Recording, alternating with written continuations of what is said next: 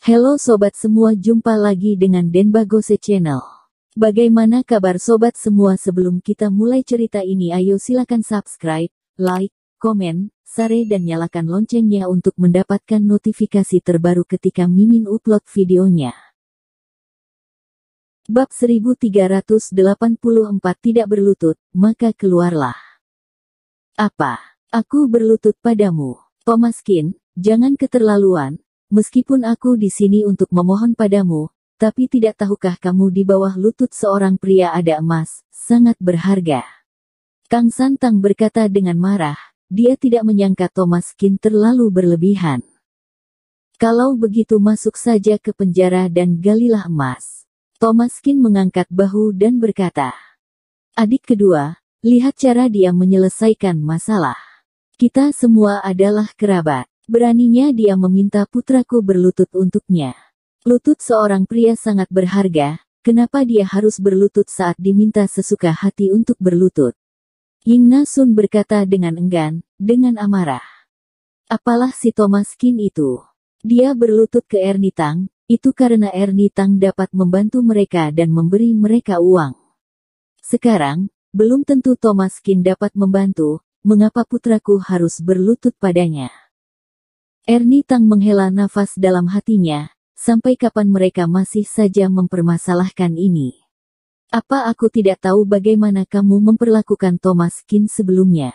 Menurutku, Thomaskin mau membantumu saja itu sudah lebih dari kemurahan hatinya, dan dia telah melakukan yang terbaik.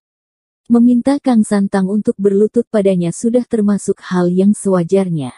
Waktu itu bagaimana kamu mempermalukan Kak Thomas? Bagaimana kamu membungkam orang lain? Sekarang berani berkata lutut seorang pria sangat berharga, apa yang kamu lakukan sebelumnya? Kak Thomas menyelamatkan paman kedua saja kalian bahkan tidak mengucapkan terima kasih. Apakah kamu masih manusia?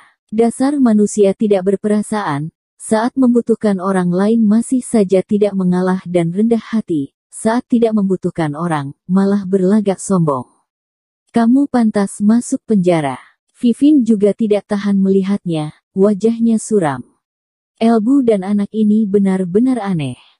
Ying Sun dimarahi oleh Vivin, dan wajahnya sedikit tidak senang. Ying Sun melihat tekad Thomas Kin, dan sepertinya jika dia tidak berlutut hari ini, maka tidak ada cara lain lagi. Cepat dan berlutut pada sepupumu.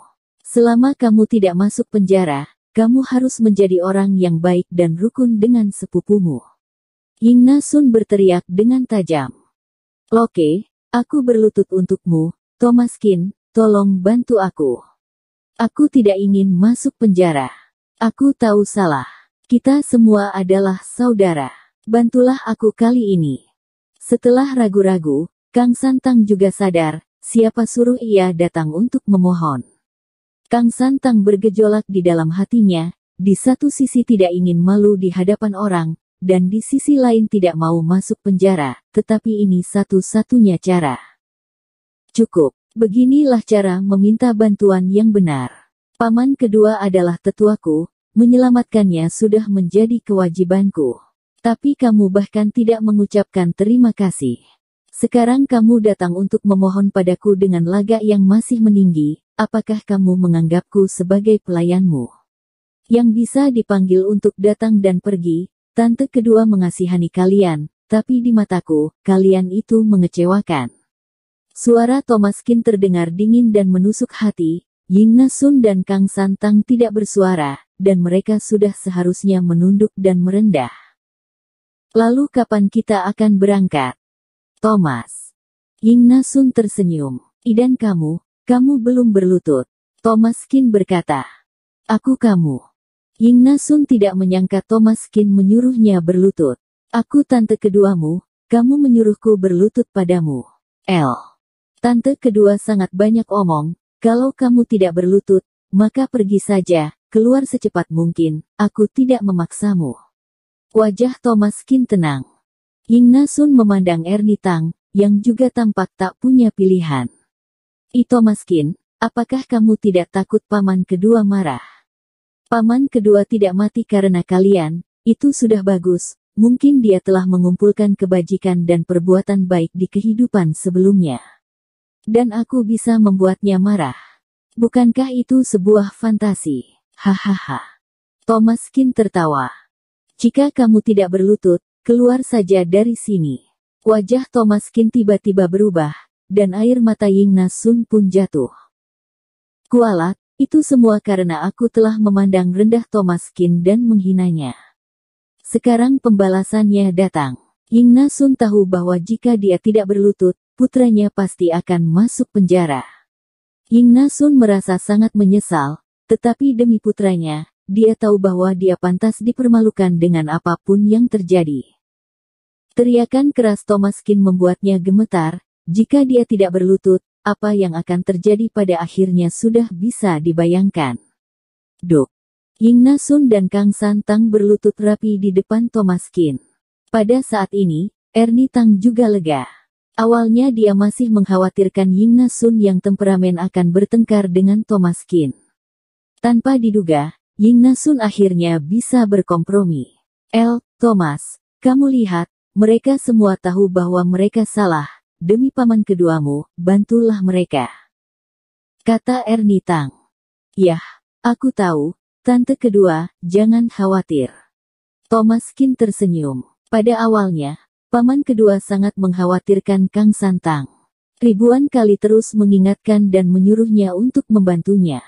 Thomaskin sudah setuju dan nurut pada paman keduanya, yang berkata banyak pada dirinya, dan Thomaskin tidak punya alasan untuk menolak.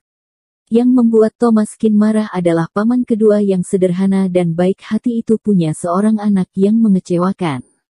Kalau diusut lagi, itu karena si Ying Nasun yang memanjakan anaknya. Dasar anak manja yang tidak tahu berbakti. Akhirnya, ketika dia ditipu, dia menyadari bahwa hanya kerabatnya yang akan berada di sisinya. Dengan menyetujui paman keduanya, dia dapat dengan tenang merawat penyakitnya, tetapi Thomaskin harus memberi pelajaran pada ibu dan anak yang tidak tahu apa yang benar dan apa yang salah ini. Kang Santang dan Ying Nasun berpelukan sambil menangis dengan sedih. Tatapan Thomaskin terlihat dingin dan menutup telinga. Dia membantu mereka itu semua hanya karena paman kedua. Tante kedua, sebenarnya apa yang terjadi? Thomaskin bertanya. Setelah Ernie Tang mengulang cerita kepada Thomaskin mengangguk sedikit.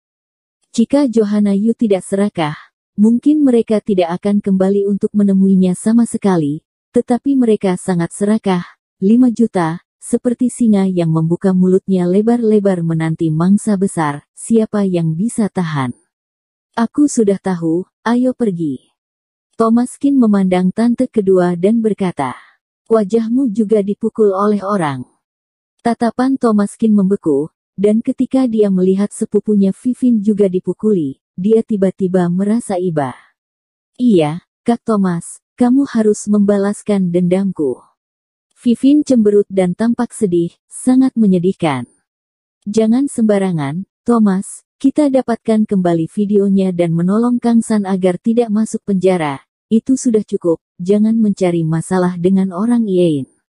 Ernie Tang berkata dengan cemas, karena takut Thomaskin akan marah dan bertengkar dengan orang Iein, dia pasti lebih khawatir. Jangan khawatir, tante kedua, aku tahu diri. Thomaskin mengangguk. Kang Santang dan Ying Nasun mengikuti Thomaskin dan meninggalkan klinik. Vivin merasa sedikit bersemangat, dan setelah melihat tatapan Thomaskin yang membara, sejenak mengakui kehebatan Thomaskin sebagai Dr. Qin. Di alun-alun, Johanna Yu dan Stephen Hao sedang melakukan latihan di area olahraga. Stephen Hao, seorang pelatih kebugaran, pria itu tampak besar dan kekar. Semua mata di alun-alun itu tertuju padanya. Bahkan beberapa wanita memandangnya terus. Johanna Yu menatap Stephen Hao, pria ini besar dan kekar, dan itu adalah godaan yang besar bagi wanita yang tidak bermoral itu. Melihat matahari akan terbenam, Johanna, menurutmu 5 juta itu apakah kita terlalu berlebihan? Stephen Hao berkata dengan ekspresi serius, jika mereka melarikan diri, pada akhirnya, 1 juta pun tidak mereka dapatkan, dan itu akan menjadi kerugian besar. Jangan khawatir, 5 juta, tidak kurang sepeser pun untukmu, tetapi kamu mungkin harus mati dulu baru bisa membelanjakannya, karena itu adalah uang neraka, uang untuk orang mati. Tatapan Thomaskin tajam seperti pisau, dan dia memandang Stephen Hao dan Johanna Yu dari kejauhan, dan berkata dengan suara dingin. Bersambung. Terima kasih kepada kalian yang telah menonton video ini. Jangan lupa tekan tombol subscribe-nya dan nyalakan notifikasinya untuk mendapatkan video-video seru lainnya dari channel Denbagose.